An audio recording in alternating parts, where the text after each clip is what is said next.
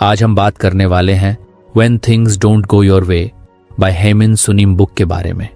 रितेश हमेशा से ऐसा इंसान था जो परफेक्शन के पीछे भागता था। उसका मानना था कि हर चीज उसके हिसाब से होनी चाहिए, वरना वो बेचैन हो जाता। एक दिन ऑफिस में प्रेजेंटेशन खराब हो गई। बॉस ने जमकर डांट लगाई और रितेश पूरा दिन उसी के बारे में सोचता रहा। घर आकर भी उसका मूड ठीक नहीं हुआ। उसने सोचा, यार मेरी जिंदगी इतनी मैसी क्यों है? क्यों हर चीज मेरे कंट्रोल में नहीं रहती? उसी मूड में उसने अपना लैपटॉप ऑन किया, लेकिन काम करने का मन नहीं हुआ। उसने नेटफ्लिक्स स्क्रॉल किया, फिर भी कुछ देखने का मन नहीं किया। तभी उसकी नजर शेल्फ पर पड़ी एक किताब पर पड़ी जो उसने कुछ हफ्तों पहले एक बुक स्टोर से खरीदी थी। किताब का नाम था when things don't go your way, zen wisdom for difficult times. Ritesh ने सोचा, चलो देखते हैं क्या खास है इसमें। किताब के पहले पेज पर ही लिखा था, embrace impermanence, recognise that all aspects of life are transient. मतलब, उसने सोचा। उसने पढ़ना शुरू किया। पहले चैप्टर में एक कहानी थी। एक छोटे से गांव का जिक्र किया गया था जहां लोग बारिश के आने का बेसब्री से इंतजार कर रहे थे। कई महीनों से सूखा पड़ा था। गांव के लोग हर दिन भगवान से प्रार्थना करते, लेकिन बारिश नहीं होती। तभी एक बुद्धिमान साधु गांव में आता है। गांव वालों ने उसे रोका और कहा, महात्मा जी हमारी मदद कीजिए, यहां बारिश क्यों नहीं हो रही? साधु मुस्कुराया और बोला, तुम्हारी समस्या यह नहीं है कि बारिश नहीं हो रही। तुम्हारी समस्या यह है कि तुमने मान लिया है कि सुख और दुख स्थायी होते हैं। अगर बारिश नहीं हो रही तो यह भी एक गुजरता हुआ समय है। इसे स्वीकार करो।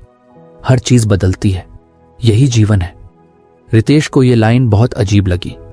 हर चीज बदलती है तो क्या जो भी मेरी लाइफ में बुरा हो रहा है वो भी बदलेगा? उसने सोचा। वो और गहराई में पढ़ने लगा। किताब कह रही थी कि हम अक्सर अपने दुख या मुश्किलों को इतना बड़ा बना देते हैं कि हमें लगता है ये कभी खत्म नहीं होंगे।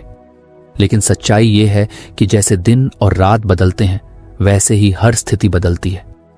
किताब के शब्द सरल थे, लेकिन उनकी गहराई ने रितेश को सोचने पर मजबूर कर दिया। उसे याद आया कैसे कॉलेज के दिनों में वो फेल हो गया था एक एग्जाम में। तब उसे लगा था कि उसकी लाइफ खत्म हो गई। लेकिन आज जब वो पीछे मुड़कर देखता है तो उस फेलियर का कोई मतलब नहीं लगता। वो तो बस एक और अनुभव था। किताब पढ़ते पढ़ते रितेश को लगा जैसे कोई उसके मन के अंदर की गांठें खोल रहा हो। वो सोचने लगा, शायद मैं भी अपनी परेशानियों को बहुत सीरियसली लेता हूं। शायद मुझे भी समझना चाहिए कि ये सब टेम्पोरेरी है। वो किताब को बंद कर सोफे पर आराम से बैठ गया। उसके दिमाग में एक सवाल घूमने लगा, अगर हर चीज इम्परमानेंट है तो क्या मैं अपने अच्छे पलों को भी पूरी तरह एंजॉय नहीं करता? उसने फिर किताब खोली। किताब में लिखा था कि इम्परमानेंस का मतलब सिर्फ दुख को स्वीकारना नहीं है। इसका मतलब है कि हमें अपने खुशहाल पलों को भी पूरी तरह जीना चाहिए, क्योंकि वो भी अस्थायी हैं। वाओ, रितेश ने खुद से कहा। मैं तो अक्सर खुशियों को टेकन फॉर ग्रांटेड ले लेता हूं। उसने अपने फोन में नोट्स खोला और लिखा, life is like a flowing river, it keeps moving, it doesn't stay in one place, you can't hold on to the water but you can enjoy its coolness while it's in your hands. Ritesh को वो साधु की कहानी फिर याद आई। उसने सोचा, अगर गांव वाले ये समझ गए होते कि सूखा भी एक अस्थायी स्थिति है तो शायद वो इतना परेशान नहीं होते। उसे अपनी प्रेजेंटेशन की याद आई।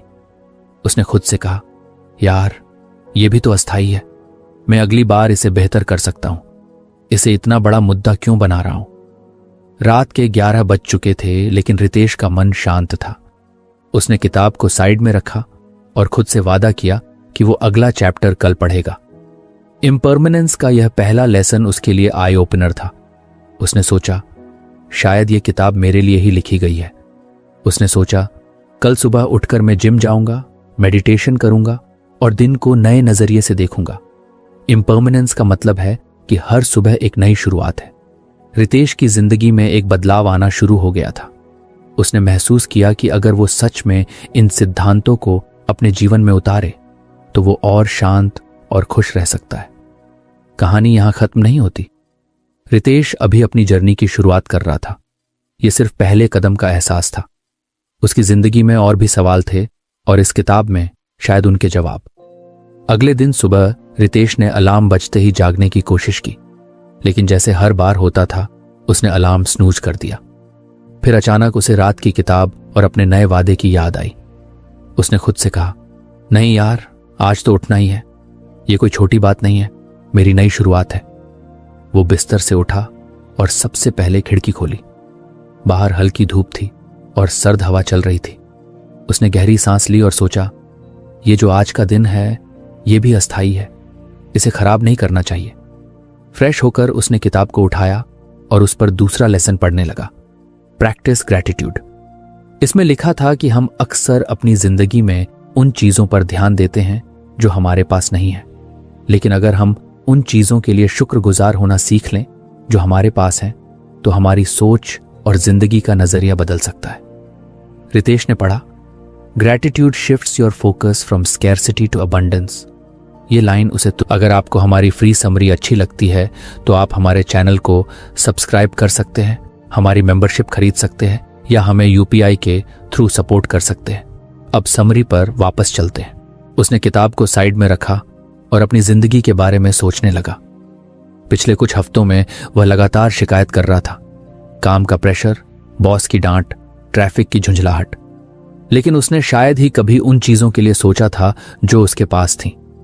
उसे याद आया कि उसके पास एक अच्छा घर है, एक सपोर्टिव परिवार है और सबसे बड़ी बात, उसे नई चीजें सीखने का मौका मिला है। उसने अपनी नोटबुक उठाई और लिखा, आज मैं उन चीजों के लिए शुक्रगुजार हूं जो मेरी लाइफ को बेहतर बनाती हैं। उसने लिखा, 1, मैं इस सुबह के लिए थैंकफुल हूं जिसने मुझे खुद पर काम करने का मौका दिया। 2, मेरे पास एक स्टेडी जॉब है जो मुझे सिक्योरिटी और ग्रोथ देती है। 3, मेरे दोस्तों और परिवार का प्यार हमेशा मेरे साथ है। ये लिखते वक्त उसे एक हल्की सी शांति महसूस हुई। उसने महसूस किया कि ग्रैटिट्यूड प्रैक्टिस करना मुश्किल नहीं है, बस हमें सही चीजों पर ध्यान देना आना चाहिए। फिर उसने किताब पढ़नी जारी रखी। उसमें एक कहानी थी। एक गरीब किसान था जो अपनी छोटी सी जमीन पर कड़ी मेहनत करता था। एक दिन उसकी फसल बर्बाद हो गई। वह दुखी होकर भगवान से शिकायत करने लगा, मेरे पास तो पहले ही इतना कम है और अब यह भी चला गया, मैं कैसे जीऊंगा। तभी एक साधु उसके पास आया और बोला, तुम्हारे पास क्या है? किसान ने गुस्से में कहा, कुछ भी नहीं। साधु ने मुस्कुराकर कहा, क्या तुम जिंदा नहीं हो? क्या तुम्हारे पास कोशिश करने का दूसरा मौका नहीं है? कहानी सुनकर रितेश को लगा कि किसान और वो एक जैसे ही हैं। वो भी छोटी छोटी समस्याओं को लेकर परेशान हो जाता है, जबकि उसके पास जिंदगी को बेहतर बनाने के बहुत मौके हैं। उसने सोचा, शायद मुझे भी अपने मौके और ब्लेसिंग्स को अप्रिशिएट करना चाहिए। उसने एक एक्सरसाइज की जो किताब में लिखी थी। उसमें लिखा था कि हर सुबह या हर रात दिन की 3 चीजें लिखो जिनके लिए तुम थैंकफुल हो। रितेश ने इसे तुरंत अपनाने का फैसला किया। उस दिन ऑफिस में भी रितेश ने ग्रैटिट्यूड को कॉन्शियसली प्रैक्टिस करने की कोशिश की। सुबह ऑफिस जाते वक्त ट्रैफिक में फंसे होने के बावजूद उसने झुंझलाने की बजाय सोचा, मैं थैंकफुल हूं कि मैं गाड़ी चला सकता हूं और मेरे पास एक अच्छी कार है। जब लंच ब्रेक हुआ तो उसने अपने साथियों के साथ बिताए समय को सराहा और सोचा, कितनी अच्छी बात है कि मेरे पास ऐसे लोग हैं जिनसे मैं खुलकर बात कर सकता हूं। लेकिन रितेश को सबसे ज्यादा महसूस तब हुआ जब शाम को उसने अपने घर पहुंचकर अपने माता पिता से बात की। उसके पिताजी ने पूछा, कैसा दिन रहा बेटा? रितेश पहले अक्सर ऐसी बातों को हल्के में ले लेता था, लेकिन उस दिन उसने रुककर सोचा, पापा रोज पूछते हैं, वो मेरी परवाह करते हैं। ये छोटी चीज है लेकिन कितनी इंपॉर्टेंट है। उसने पिताजी से कहा, अच्छा था दिन, और आपके कैसे थे? पिताजी यह सुनकर मुस्कुरा दिए। रात को उसने ग्रैटिट्यूड जर्नल में लिखा, 1, आज ट्रैफिक में फंसने के बावजूद मैंने अपना आपा नहीं खोया। 2, लंच ब्रेक में दोस्तों के साथ हंसी मजाक ने मेरा दिन बनाया। 3, मेरे पापा का मुझसे हाल पूछना और उनके साथ हुई छोटी सी बातचीत। ये छोटी छोटी चीजें लिखते वक्त उसे महसूस हुआ कि उसकी जिंदगी में बहुत कुछ अच्छा है और जितना वो इन अच्छी चीजों पर ध्यान देगा उतना ही बेहतर महसूस करेगा। किताब ने एक और बात कही थी, gratitude is not just about big things, it's about finding joy in small everyday moments. Ritesh ने सोचा, ये तो सच है। मैं हमेशा बड़ी चीजों के पीछे भागता हूं और छोटी खुशियों को मिस कर देता हूं, जैसे चाय का वो पहला घूंट, ठंडी हवा का एहसास या बस किसी का मुस्कुराना। अगले दिन रितेश ने ग्रैटिट्यूड के साथ अपनी सुबह शुरू की। उसने किचन में अपनी मां को देखा जो उसके लिए नाश्ता बना रही थी। उसने मां के पास जाकर कहा, थैंक यू मां, आप हमेशा मेरे लिए इतना कुछ करती हैं। उसकी मां कुछ हैरान हुई क्योंकि रितेश ऐसा पहले कभी नहीं करता था, लेकिन उनके चेहरे पर जो मुस्कान आई वह रितेश के लिए अनमोल थी। ऑफिस में भी रितेश ने ग्रैटिट्यूड प्रैक्टिस की। जब उसकी एक साथी ने प्रोजेक्ट में उसकी मदद की तो उसने उसे सिंसियरली थैंक यू कहा। वो साथी भी हैरान थी लेकिन खुश। रितेश ने महसूस किया कि ग्रैटिट्यूड सिर्फ उसकी अपनी सोच को नहीं बदल रहा था, बल्कि दूसरों के साथ उसके रिश्तों को भी बेहतर बना रहा था। दिन बीतते गए और ग्रैटिट्यूड उसकी आदत बन गई। उसने महसूस किया कि उसकी शिकायतें कम हो रही थीं। वह पहले की तरह छोटी छोटी बातों पर गुस्सा नहीं करता था। उसने महसूस किया कि ग्रैटिट्यूड उसे सिर्फ खुश नहीं कर रहा था, बल्कि उसे एक बेहतर इंसान बना रहा था। किताब के इस दूसरे लेसन ने रितेश को एक नया नजरिया दिया था, लेकिन उसे यह भी पता था कि यह सफर अभी खत्म नहीं हुआ है। अभी और लेसन्स आने बाकी थे और हर लेसन उसे एक नई सीख देगा। रितेश की जिंदगी अब धीरे धीरे बदलने लगी थी। एम्ब्रेस इम्परमानेंस और प्रैक्टिस ग्रैटिट्यूड के लेसन्स ने उसे एक नई दिशा दी थी। वो अब चीजों को हल्के में लेने और हर छोटी खुशी के लिए शुक्रगुजार रहने की कोशिश कर रहा था। लेकिन एक दिन ऐसा आया जिसने उसे फिर से सोचने पर मजबूर कर दिया। उस दिन ऑफिस में एक बड़ा क्लाइंट प्रेजेंटेशन था। रितेश ने बहुत मेहनत की थी, लेकिन क्लाइंट के सवाल इतने कठिन थे कि वो घबरा गया और उसकी पूरी तैयारी गड़बड़ हो गई।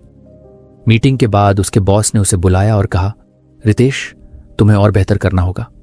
तुमसे ये उम्मीद नहीं थी। वो शब्द बार बार उसके कानों में गूंज रहे थे। उसने महसूस किया कि भले ही उसने ग्रैटिट्यूड और इम्परमानेंस को अपनाया था, लेकिन वो अब भी अनकंफर्टेबल सिचुएशंस से भागना चाहता था। घर आकर उस दिन का लेसन था वेलकम डिस्कम्फर्ट। उसने पढ़ा, instead of resisting uncomfortable situations, approach them with a welcoming attitude. This mindset allows for personal growth and resilience. Ritesh ने किताब को बंद किया और सोचा, डिस्कम्फर्ट को वेलकम करना, यह कैसे हो सकता है? मैं तो हमेशा इससे भागने की कोशिश करता हूं। क्या सच में ऐसा करना पॉसिबल है? उसने आगे पढ़ना शुरू किया। किताब में एक कहानी थी। एक नौजवान था जो पहाड़ पर चढ़ाई करने की कोशिश कर रहा था। पहली बार में वह कुछ कदम चलते ही थक गया और वापस लौट आया। उसने सोचा, यह बहुत मुश्किल है, मैं ऐसा नहीं कर सकता। लेकिन फिर उसने अपने गुरु से बात की। गुरु ने कहा, हर डिस्कम्फर्ट तुम्हें कुछ सिखाने आया है। अगर तुम इसे गले लगाओगे तो ये तुम्हें मजबूत बनाएगा, लेकिन अगर तुम इससे डरोगे तो ये तुम्हें हमेशा कमजोर रखेगा। यह सुनकर नौजवान ने अपने डर और असुविधा को स्वीकार किया। उसने फिर से चढ़ाई शुरू की, इस बार यह सोचते हुए कि हर कदम उसे मजबूत बना रहा है। आखिरकार उसने पहाड़ की चोटी तक पहुंचने में कामयाबी हासिल की। रितेश को यह कहानी सुनकर अपनी प्रेजेंटेशन की याद आई। उसने सोचा, मैंने तो डिस्कम्फर्ट से बचने की कोशिश की थी। शायद अगर मैं इस स्थिति को एक्सेप्ट करता और बेहतर तरीके से तैयार रहता तो मैं इसे हैंडल कर सकता था। उसने किताब को साइड में रखा और अपनी जिंदगी में उन पलों के बारे में सोचना शुरू किया जब उसने डिस्कम्फर्ट से भागने की कोशिश की थी। स्कूल के समय में उसे पब्लिक स्पीकिंग से डर लगता था। हर बार जब उसे मंच पर जाने के लिए कहा जाता तो वो कोई बहाना बनाकर बच जाता। उसने महसूस किया कि उस डर ने उसे कई अच्छे मौकों से दूर कर दिया था। रितेश ने खुद से कहा, अगर मैं डिस्कम्फर्ट से भागता रहूंगा तो मैं कभी आगे नहीं बढ़ पाऊंगा। मुझे इसे स्वीकार करना सीखना होगा।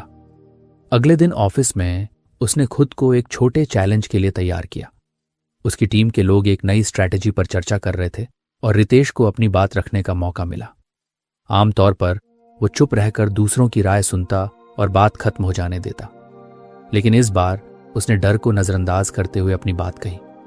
उसे महसूस हुआ कि शुरू में असुविधा हुई, लेकिन जैसे ही उसने बोलना शुरू किया वो धीरे धीरे सहज हो गया। टीम ने उसकी राय को ध्यान से सुना और कुछ ने उसकी तारीफ भी की। उस दिन उसे महसूस हुआ कि डिस्कम्फर्ट को फेस करना इतना बुरा भी नहीं था। हाँ, शुरुआत में यह कठिन लगता है, लेकिन अगर उसे गले लगाया जाए तो ये एक ताकत बन जाता है। शाम को घर आकर उसने अपनी नोटबुक में लिखा, ओंग, डिस्कम्फर्ट मुझे सिखाने के लिए आता है। 2, ये मुझे बताता है कि मैं अपनी सीमाओं को और आगे बढ़ा सकता हूं।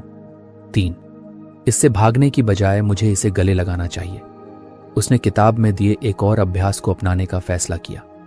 उसमें लिखा था, हर दिन अपने आप को एक छोटे डिस्कम्फर्ट में डालो, यह तुम्हारे दिमाग और आत्मा को मजबूत बनाएगा। रितेश ने इसका अभ्यास करना शुरू किया। पहले दिन उसने ठंडे पानी से नहाने का फैसला किया। उसे हमेशा गर्म पानी से नहाने की आदत थी, लेकिन उस दिन उसने खुद को डिस्कम्फर्ट में डालने की कोशिश की। ठंडा पानी उसके शरीर पर गिरा और पहले कुछ सेकंड में उसे बहुत असहज महसूस हुआ, लेकिन फिर उसने अपनी सांस पर ध्यान केंद्रित किया और खुद से कहा, यह अस्थायी है, मैं इसे झेल सकता हूं। और सच में कुछ देर बाद उसे ठंडे पानी की आदत हो गई। रितेश ने महसूस किया कि छोटे छोटे डिस्कम्फर्ट से गुजरने पर उसका आत्मविश्वास बढ़ने लगा था। अब वह बड़ी अनकंफर्टेबल सिचुएशंस को भी एक्सेप्टेंस के साथ देखने लगा।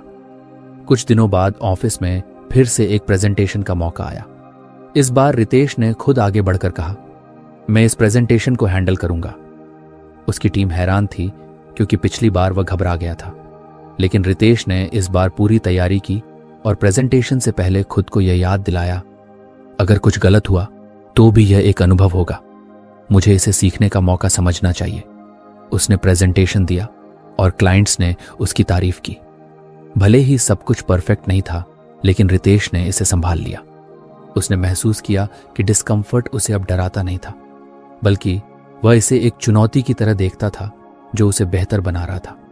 रात को उसने अपनी ग्रैटिट्यूड जर्नल में लिखा, 1, मैं थैंकफुल हूं कि मैंने डिस्कम्फर्ट को फेस किया और उससे सीखा।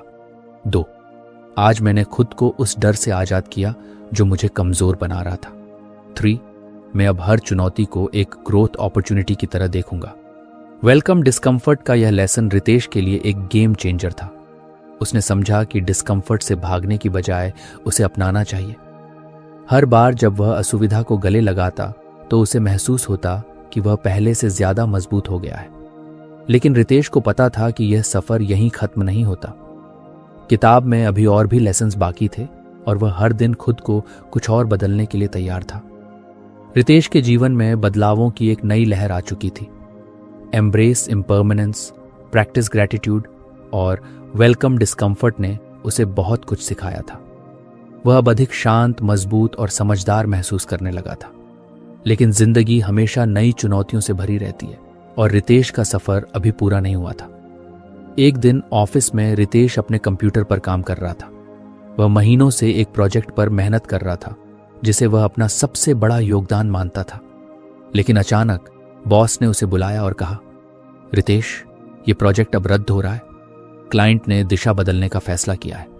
तुम्हारी मेहनत बेकार नहीं जाएगी, लेकिन अब हमें इस पर और समय नहीं लगाना चाहिए। यह सुनकर रितेश सन्न रह गया। उसने इस प्रोजेक्ट पर दिन रात मेहनत की थी। उसने कई बार अपनी छुट्टियां छोड़ दी थीं, सिर्फ ये सोचकर कि यह प्रोजेक्ट उसकी कड़ी मेहनत का नतीजा दिखाएगा। लेकिन अब सब खत्म। वो ऑफिस के बाद घर आया और किताब उठाई। उस दिन का लेसन था, जाने कब छोड़ना है। रितेश ने पढ़ा, समय को समझना कि हमें क्या छोड़ना चाहिए जो हमें नहीं सेव करता है एक प्रकार की बुद्धिमत्ता है। Letting go doesn't signify failure but rather the commencement of a new journey. उसने किताब को बंद किया और गहरी सांस ली। लेट गो करना, यह तो हार मानने जैसा लगता है, उसने खुद से कहा। लेकिन उसने यह भी महसूस किया कि पिछले कुछ हफ्तों में जो उसने सीखा था वह उसे इस स्थिति में मदद कर सकता है। उसने किताब को फिर से खोला और पढ़ना जारी रखा। किताब में एक कहानी थी। एक नाविक था जो समुद्र में तूफान का सामना कर रहा था। उसकी नाव में बहुत ज्यादा सामान लदा हुआ था और वह जानता था कि अगर उसने सामान फेंका नहीं तो उसकी नाव डूब जाएगी। लेकिन सामान फेंकना उसके लिए आसान नहीं था, क्योंकि वो उसकी मेहनत की कमाई थी। आखिरकार उसने अपने जीवन को बचाने के लिए सामान फेंक दिया। वह किनारे पर पहुंचा और बाद में उसने महसूस किया कि उसकी जान बचाने का फैसला सही था। सामान तो वह फिर से कमा सकता था, लेकिन अगर उसने उस समय नहीं छोड़ा होता तो उसकी नाव डूब जाती। रितेश को यह कहानी अपने प्रोजेक्ट पर लागू लगने लगी। उसने सोचा, शायद मुझे भी इस प्रोजेक्ट को छोड़ने का वक्त आ गया है। ये मेरे लिए जरूरी था, लेकिन अब ये आगे नहीं बढ़ रहा है। इसका मतलब ये नहीं है कि मेरी मेहनत बेकार थी। शायद यह सिर्फ एक नई शुरुआत का संकेत है। उसने महसूस किया कि हम अक्सर चीजों को इसलिए पकड़ कर रखते हैं क्योंकि हमें डर लगता है कि छोड़ने का मतलब हार मान लेना है, लेकिन हर बार ऐसा नहीं होता। कभी कभी छोड़ देना हमें आगे बढ़ने का मौका देता है। उस रात उसने अपने अनुभवों के बारे में सोचा। उसे याद आया कि स्कूल के समय में वह पेंटिंग बहुत शौक से करता था। उसने कई प्रतियोगिताओं में भाग लिया और जीता भी, लेकिन जैसे जैसे वह बड़ा हुआ उसकी प्राथमिकताएं बदल गईं। उसने पेंटिंग करना छोड़ दिया और पढ़ाई और करियर पर ध्यान केंद्रित किया। पहले उसे लगा था कि पेंटिंग छोड़ना एक गलती थी, लेकिन अब उसने महसूस किया कि अगर वह पेंटिंग के प्रति जुनूनी रहता तो शायद वह अपने करियर में इतनी मेहनत नहीं कर पाता। उसने किताब से एक और वाक्य पढ़ा, letting go is not about giving up, it's about making space for something new to bloom. यह वाक्य उसके दिल को छू गया। उसने महसूस किया कि हर बार जब उसने कुछ छोड़ा है तो कुछ नया और बेहतर उसकी जिंदगी में आया है। अगले दिन ऑफिस में रितेश ने प्रोजेक्ट की फाइलें क्लोज करने का काम शुरू किया। पहले उसे भारीपन महसूस हो रहा था, लेकिन जैसे जैसे दिन बीता उसने खुद को हल्का महसूस किया। उसने सोचा, अब मैं नए प्रोजेक्ट्स पर ध्यान दे सकता हूं। यह अंत नहीं है, यह एक नई शुरुआत है। उसने एक और चीज की। वह अपने एक पुराने दोस्त को कॉल करता जिसके साथ उसका कुछ साल पहले मनमुटाव हो गया था। वह जानता था कि इस रिश्ते को खींचे रखने का कोई मतलब नहीं था। उसने दोस्त से कहा, यार जो भी हुआ उसे भूल जाते हैं, अब मैं आगे बढ़ना चाहता हूं। उसके दोस्त ने भी माफी मांगी और दोनों ने एक नई शुरुआत की। रितेश को लगा कि सिर्फ चीजें ही नहीं बल्कि पुराने गिले शिकवे और टूटे रिश्ते भी कभी कभी छोड़ने की जरूरत होती है। उसने अपनी नोटबुक में लिखा, 1, छोड़ने का मतलब विफल नहीं है बल्कि मैं कुछ नया के लिए तैयार हूं। 2, कुछ चीजें हमारे साथ हमेशा नहीं रहती और ये ठीक है। 3, मुझे जगह बनानी है ताकि नई चीजें मेरी जिंदगी में आ सकें। 1 हफ्ते बाद रितेश ने ऑफिस में एक नए प्रोजेक्ट पर काम करना शुरू किया। यह प्रोजेक्ट पहले से कहीं बड़ा और चुनौतीपूर्ण था। उसने महसूस किया कि पुराने प्रोजेक्ट को छोड़ने से वह इस नई शुरुआत के लिए तैयार हुआ था। रात को उसने अपने कमरे में बैठकर किताब को फिर से देखा। उसने महसूस किया कि know when to let go का लेसन न केवल काम के लिए बल्कि जीवन के हर पहलू के लिए है। ये लेसन उसे हर बार याद दिलाएगा कि कुछ छोड़ने का मतलब कुछ नया पाने का मौका है। रितेश की जर्नी अब भी जारी थी। उसने यह समझ लिया था कि जिंदगी में पकड़ने से ज्यादा जरूरी है सही समय पर छोड़ना, और शायद आने वाले लेसन्स में वह और भी गहराई से यह समझ पाएगा। रितेश की जिंदगी अब पहले से कहीं ज्यादा बेहतर और संतुलित लगने लगी थी। उसने know when to let go को गहराई से अपनाया था। पुराने प्रोजेक्ट को छोड़ने के बाद वह न केवल एक नए प्रोजेक्ट में व्यस्त हो गया था बल्कि उसने अपने व्यक्तिगत रिश्तों और भावनाओं में भी हल्कापन महसूस किया। लेकिन जैसा कि जिंदगी में हमेशा होता है, एक नई चुनौती उसकी राह में खड़ी हो गई। ऑफिस में एक बड़ा क्लाइंट प्रोजेक्ट चल रहा था और इस बार रितेश को टीम का नेतृत्व करने का जिम्मा मिला। यह एक ऐसा मौका था जिसका वह लंबे समय से इंतजार कर रहा था। लेकिन यह प्रोजेक्ट जितना बड़ा था उतनी ही ज्यादा जटिलताएं भी साथ लाया। टीम में मतभेद, क्लाइंट की बदलती मांगें और समय सीमा की कड़ी पाबंदी, ये सब मिलकर रितेश के लिए तनाव का कारण बन गए। एक शाम जब रितेश थका हारा घर लौटा तो उसने किताब उठाई। उस दिन का लेसन था व्यू डिफिकल्टीज एज अपॉर्चुनिटीज। उसने पढ़ना शुरू किया। सही चुनौतियों को खुशी के रास्ते में अवरोध के बजाय एक अभिन्न अंग के रूप में देखें जो खुशी की दिशा में एक अहम भाग है। Each difficulty presents a chance for self discovery and personal development. Ritesh ने गहरी सांस ली। उसने सोचा, चुनौतियों को अवसरों की तरह देखना, क्या यह इतना आसान है? लेकिन उसने पिछले लेसन से जो सीखा था उसने उसे किताब को ध्यान से पढ़ने के लिए प्रेरित किया। किताब में एक कहानी थी। एक पुराने समय में एक राजा ने अपने राज्य की सड़कों पर एक बड़ा पत्थर रखवा दिया। जो भी वहां से गुजरता वह उस पत्थर से परेशान होकर राजा को कोसता और आगे बढ़ जाता। लेकिन एक दिन एक गरीब किसान वहां आया। उसने पत्थर को हटाने की कोशिश की उसे पसीना आया, उसकी पीठ दर्द से झुक गई, लेकिन वह रुका नहीं। आखिरकार जब उसने पत्थर को हटा दिया तो उसके नीचे सोने की थैली और एक चिट्ठी मिली। उस चिट्ठी में लिखा था, हर चुनौती तुम्हें कुछ सिखाने और इनाम देने के लिए आती है।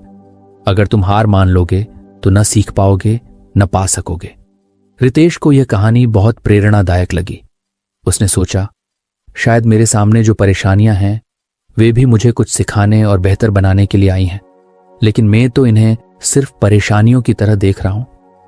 अगले दिन ऑफिस में रितेश ने एक नई दृष्टि से काम करने का फैसला किया। सबसे पहले उसने अपनी टीम के साथ एक मीटिंग की। उसने उनसे कहा, मुझे पता है कि यह प्रोजेक्ट मुश्किल है, लेकिन हम इसे एक चैलेंज की तरह लें। जो भी दिक्कतें आएंगी हम उन्हें मिलकर हल करेंगे। यह हमारी टीम को और मजबूत बनाएगा। टीम को भी रितेश का यह दृष्टिकोण पसंद आया। धीरे धीरे वे सब मिलकर समस्याओं को हल करने लगे। अगर क्लाइंट ने अचानक कुछ बदलाव मांगे तो रितेश ने इसे फ्रस्ट्रेशन की बजाय फ्लेक्सिबिलिटी का अभ्यास करने का मौका माना।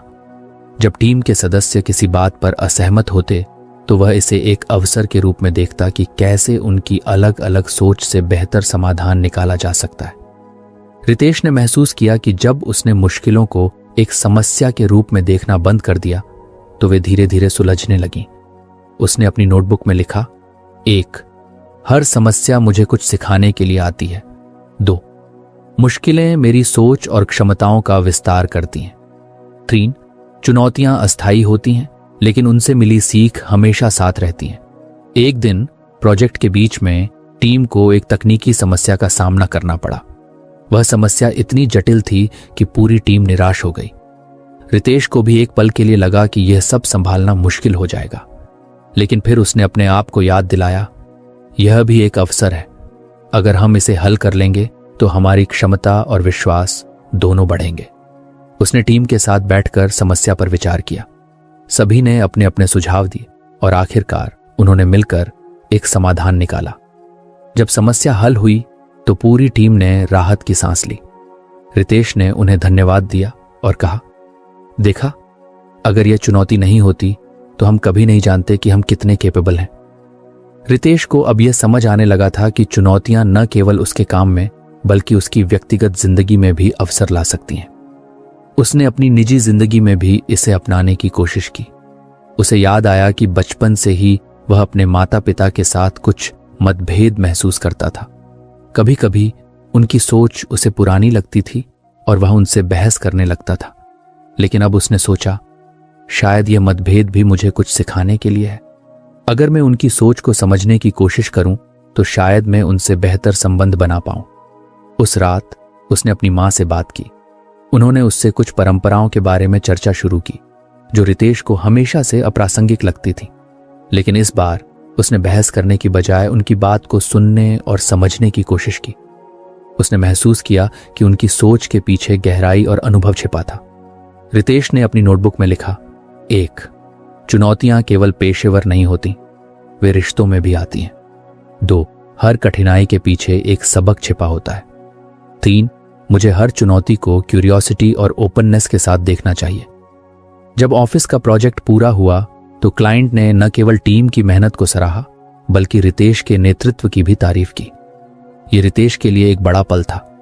उसने महसूस किया कि अगर उसने इन कठिनाइयों को एक अवसर की तरह नहीं देखा होता तो शायद ये सफलता भी नहीं मिलती। उसने किताब को उठाया और मुस्कुराते हुए कहा, दिक्कतें वाकई में खुशियों की राह का हिस्सा हैं। अगर मैं इन्हें समझदारी और धैर्य से देखूं तो ये मेरे लिए सोने की थैली की तरह है। रितेश की यात्रा अब भी जारी थी। उसने सीखा कि चुनौतियों को गले लगाने से न केवल समस्याएं हल होती हैं बल्कि वह खुद एक बेहतर इंसान बनता है। उसे पता था कि किताब में अभी और भी सीखने को बाकी था और वह हर नए लेसन के लिए तैयार था। रितेश की जिंदगी अब पहले से कहीं ज्यादा स्पष्ट और उद्देश्यपूर्ण हो गई थी। उसने किताब के हर लेसन को अपनी जिंदगी में लागू करना सीखा था। Embrace impermanence, practice gratitude, welcome discomfort, know when to let go और व्यू डिफिकल्टीज एज अपॉर्चुनिटीज ने उसकी सोच को पूरी तरह बदल दिया था। हर बार जब भी वह किसी चुनौती का सामना करता वह अब डरता नहीं था बल्कि वह इसे सीखने और बढ़ने का एक मौका मानता। एक दिन रितेश को अपने पुराने दोस्त अर्जुन से मिलने का मौका मिला। अर्जुन और रितेश कॉलेज के समय के दोस्त थे, लेकिन करियर और जिंदगी की भाग दौड़ में वे एक दूसरे से दूर हो गए थे। दोनों ने एक कैफे में मिलने का प्लान बनाया। बातचीत के दौरान अर्जुन ने कहा, यार तेरी जिंदगी बहुत सॉर्टेड लग रही है, मुझे भी बता तू इतना शांत और पॉजिटिव कैसे हो गया। रितेश मुस्कुराया और बोला, शांत पॉजिटिव? अरे ऐसा कुछ नहीं है, मैं भी पहले परेशानियों में उलझा रहता था, लेकिन अर्जुन ने हैरानी से पूछा, किताब? कौन सी किताब? रितेश ने अर्जुन को किताब के बारे में बताया और उसमें लिखे हर लेसन को कैसे उसने अपनी जिंदगी में लागू किया, यह भी साझा किया। उसने कहा, मैंने सीखा कि जिंदगी में हर चीज अस्थायी है। अगर हम इसे समझ लें तो हम उन चीजों के लिए खुद को परेशान नहीं करेंगे जो हमारे हाथ में नहीं है। मैंने हर छोटी चीज के लिए शुक्रगुजार रहना सीखा। मैंने डिस्कम्फर्ट को एक दोस्त की तरह अपनाना शुरू किया और चीजों को तब छोड़ा जब उन्होंने मेरी सेवा करना बंद कर दिया। और सबसे जरूरी, मैंने कठिनाइयों को अपनी दुश्मन मानने के बजाय उन्हें अपना शिक्षक माना। अर्जुन ने गहरी सांस ली और कहा, यार तेरी बातें सुनकर लग रहा है कि मुझे भी अपनी जिंदगी में कुछ बदलाव लाने होंगे, लेकिन यह इतना आसान नहीं है। रितेश ने जवाब दिया, आसान तो कुछ भी नहीं होता। मैंने भी एक दिन में सब कुछ नहीं सीखा। यह किताब कोई जादू की छड़ी नहीं है, लेकिन हां, यह तुम्हें सही दिशा दिखा सकती है। बाकी तुम्हारी मेहनत और कोशिशें हैं। हर दिन कुछ कुछ करो। अर्जुन ने वादा किया कि वह भी किताब पढ़ेगा और खुद पर काम करना शुरू करेगा। रितेश ने महसूस किया कि शायद किताब का मकसद केवल उसकी जिंदगी बदलना नहीं था, बल्कि दूसरों को भी प्रेरित करना था। दिन, हफ्ते और महीने बीतते गए। रितेश का जीवन अब एक नई स्थिरता में बदल चुका था, लेकिन एक दिन उसने महसूस किया कि उसने काफी समय से किताब को फिर से नहीं खोला था। उसने सोचा, किताब ने मुझे इतना कुछ सिखाया, लेकिन क्या मैं अब भी इसे सही से लागू कर रहा हूं? उसने किताब को फिर से खोला और पन्ने पलटते हुए एक आखिरी लेसन पढ़ा, शेयर योर लाइट। उसमें लिखा था, जब तुम्हें कोई ज्ञान या अनुभव जीवन में नई दिशा देता है तो उसे दूसरों के साथ साझा करो। यह ज्ञान तभी पूर्ण होता है जब यह दूसरों की भी मदद करे। रितेश ने इस लेसन को गहराई से महसूस किया। उसने अपने अनुभवों को और लोगों के साथ साझा करने का फैसला किया। उसने एक ब्लॉग शुरू किया जहां वह अपने सफर और किताब के लेसन्स के बारे में लिखने लगा। धीरे धीरे लोग उसके विचारों को पढ़ने लगे और प्रेरित होने लगे। उसने महसूस किया कि उसकी यात्रा केवल खुद को बदलने तक सीमित नहीं थी, वह अब दूसरों की भी मदद कर रहा था। हर बार जब कोई उससे कहता, आपकी बातों से मेरी जिंदगी बदल गई, तो उसे लगता कि वह सच में कुछ बड़ा कर रहा है। आखिरकार रितेश ने किताब को अलमारी में रखा और मुस्कुराते हुए सोचा, अब यह किताब केवल मेरी नहीं है, ये उन सबकी है जो बदलाव चाहते हैं। और इस तरह रितेश की जर्नी एक नई शुरुआत बन गई, खुद से परे, दूसरों के लिए। उसने सीखा था कि हर अंत एक नई शुरुआत का संकेत होता है, और यही जिंदगी का सबसे बड़ा लेसन था। रितेश की यात्रा एक साधारण किताब से शुरू हुई, जिसने उसकी जिंदगी को पूरी तरह बदल दिया। किताब के हर लेसन ने उसे जीवन के एक अहम पहलू को समझने और अपनाने का मौका दिया। 1. Embrace impermanence. रितेश ने सीखा कि हर चीज अस्थायी है। अच्छे या बुरे पल हमेशा के लिए नहीं रहते। इसे समझकर उसने चिंता करना छोड़ दिया और हर पल को पूरी तरह जीना सीखा। 2. Practice gratitude. उसने महसूस किया कि जो कुछ उसके पास है उसकी कद्र करना जरूरी है। शिकायत करने के बजाय उसने छोटी छोटी चीजों के लिए शुक्रगुजार होना सीखा, जिससे उसे शांति और संतोष मिला। 3. Welcome discomfort. मुश्किल हालात से भागने के बजाय उन्हें अपनाना रितेश के लिए एक बड़ा सबक था। उसने डिस्कम्फर्ट को अपने विकास का जरिया मानकर उसे गले लगाना सीखा। 4. जाने कब छोड़ना है। कुछ चीजों को छोड़ना कमजोरी नहीं, बल्कि नई शुरुआत का संकेत होता है। उसने पुराने प्रोजेक्ट और गिले शिकवे को छोड़कर खुद को हल्का महसूस किया। 5. View difficulties as opportunities. उसने चुनौतियों को बाधा के बजाय सीखने और मजबूत बनने का मौका माना। कठिनाइयों ने उसे उसकी क्षमताओं का एहसास कराया और उसे खुद पर भरोसा करना सिखाया। 6. Share your light. अंत में रितेश ने जाना कि ज्ञान को बांटना उसका अगला कदम है। उसने अपनी सीख और अनुभवों को दूसरों के साथ साझा किया, जिससे न केवल उसकी बल्कि कई और लोगों की जिंदगी बदली। रितेश की कहानी इस बात की गवाही थी कि सही दृष्टिकोण और सीखने की इच्छा से जिंदगी में कोई भी बदलाव संभव है। तो फ्रेंड्स, ये थी हमारी आज की बुक समरी। आपको कैसी लगी कमेंट करके जरूर बताएं। और धन्यवाद आपका समरी एंड तक सुनने के लिए।